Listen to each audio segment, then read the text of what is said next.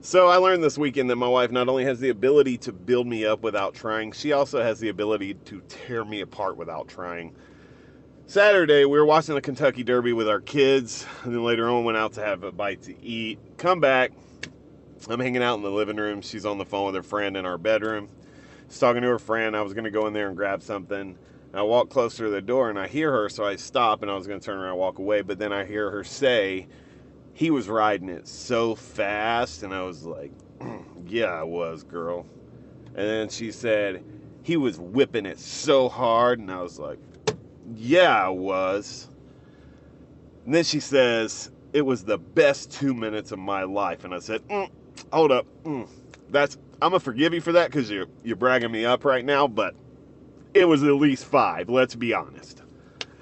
So then I'm literally floating for the rest of the day. If you would have gave me an umbrella, I would have flew away like Mary Poppins, right?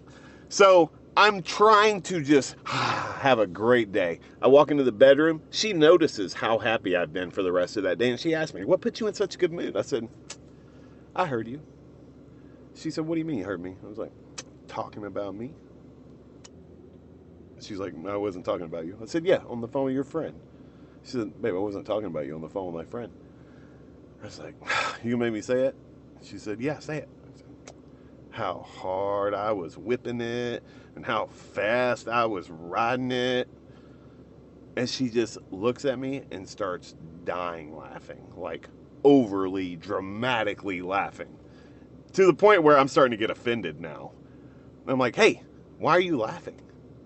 She was like, babe, I wasn't talking about you. I would never say that about you. I was talking about the Kentucky Derby. And I don't know if I'll ever get over that.